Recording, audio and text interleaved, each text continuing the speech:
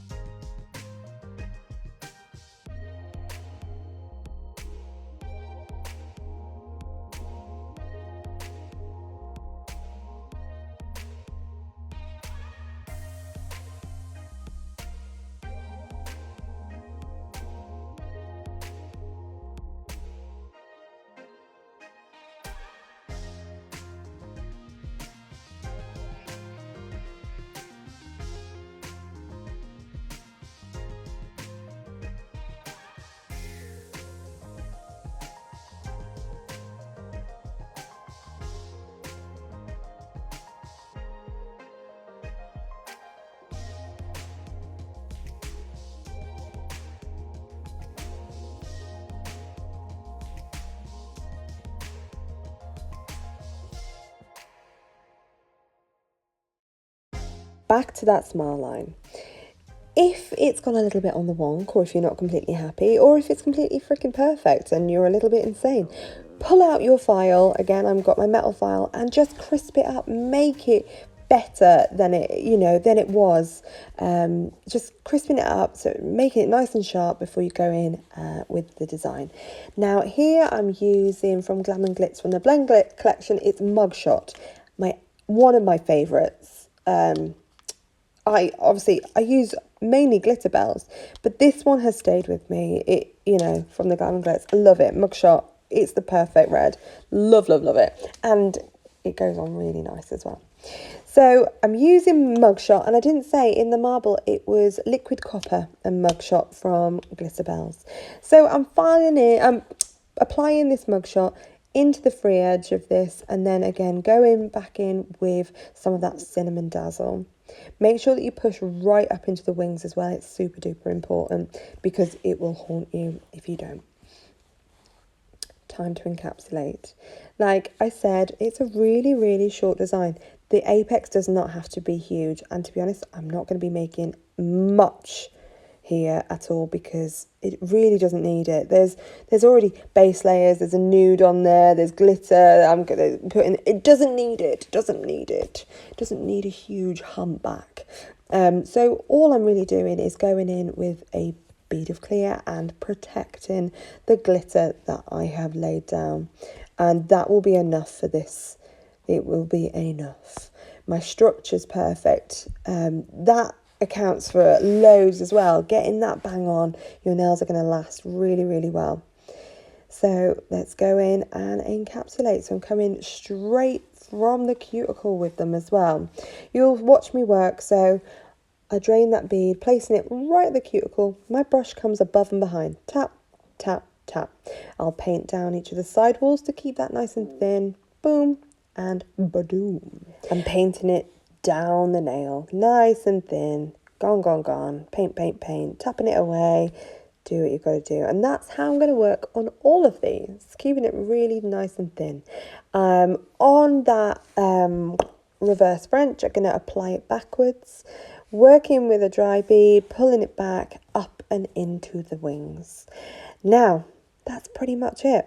I'm going to leave you guys to watch me. I'm going to go on and encapsulate all of these nails. You will see me top coating in this video, and hopefully I did wangle my client around a little bit so you can see, hopefully, the depth of the nails, that they're not really, really thick. With these short designs, it is working differently. Work a little bit wetter for your design. That's it, work wetter for the design because it will keep it really thin and you're working just like paints. So that's what my tip is. It can be done. These aren't really long. You can get that design in there. Admittedly, I'd prefer a long set any day, but it can be done. Don't fear it. It can be achieved. Just don't think that you've got to have a huge apex. I think that's where we go a little bit wrong, and then they look like big bulky buggers, but really there's already a lot going on within the nail. Don't stress it too much. I hope you've enjoyed this video, guys. I will be back again next Wednesday. Wow, I know. If you've enjoyed it, please give me a comment, subscribe, thank you. Thanks for sticking with me, and I'll see you all again next week. Love and hugs.